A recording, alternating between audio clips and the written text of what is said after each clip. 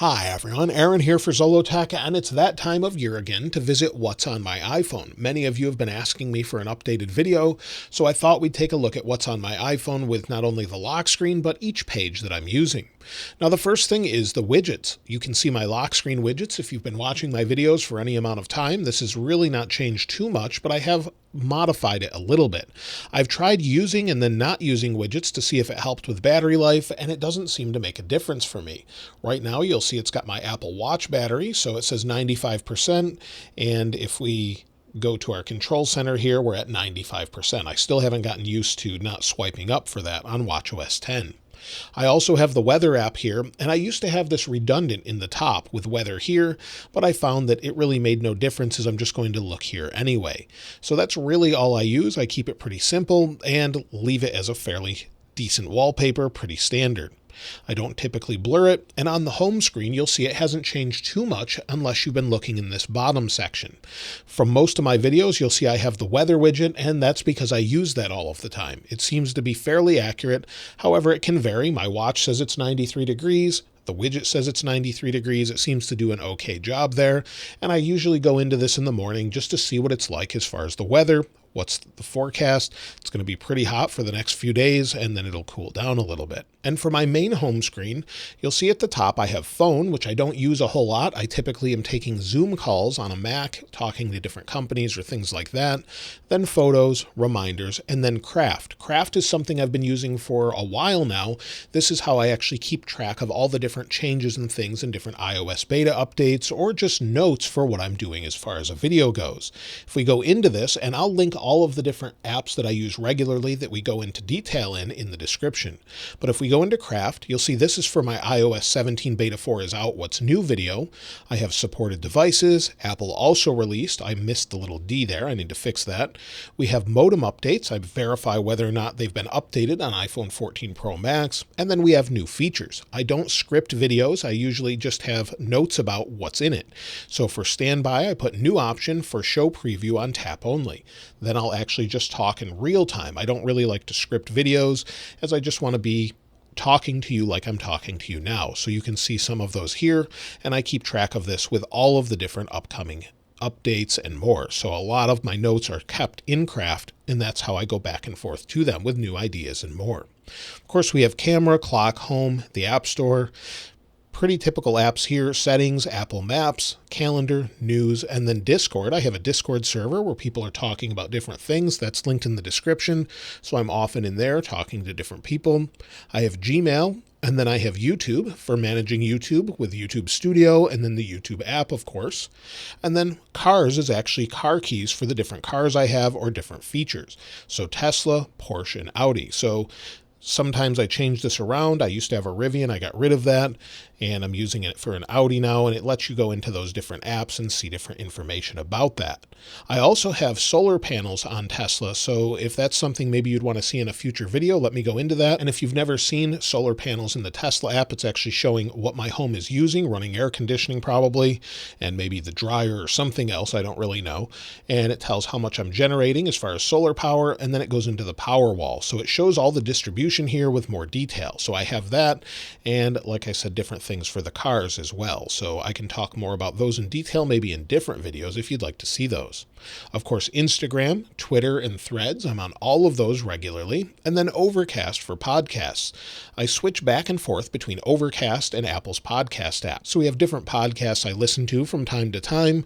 I don't listen to all of them, and I've been listening to less lately, but maybe I should listen to more of them. If we go over to the next page, you'll see I have podcasts there where I can go in and maybe switch between both of them when I'm using Apple CarPlay.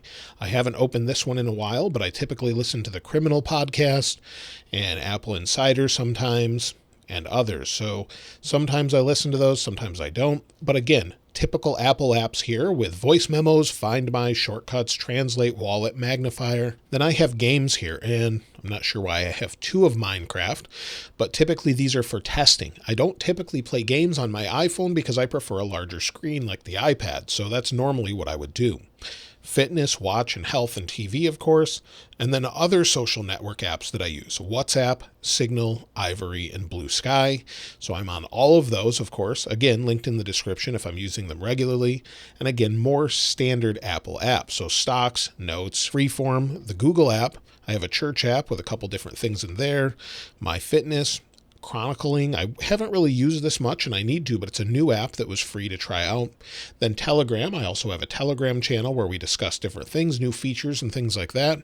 Geekbench 6, books and feedback. Now these are just my main pages. I have a lot more apps than that though.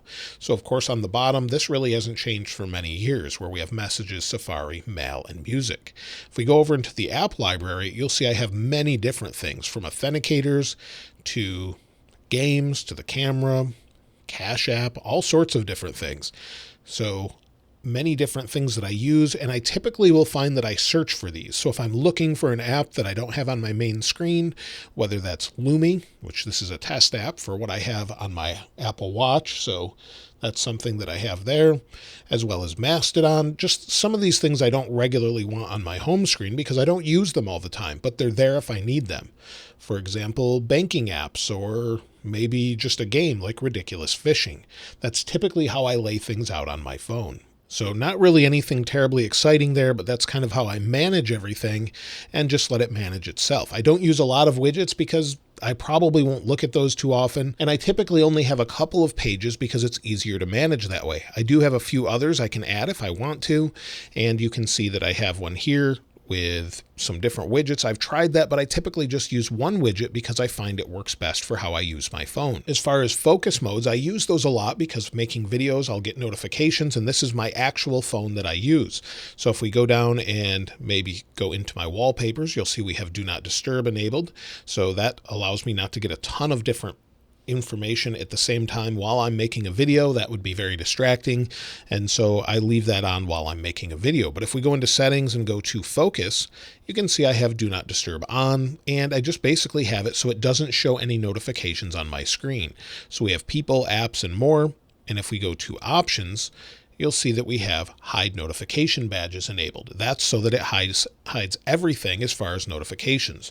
So if I turn that off, let's see if we have any.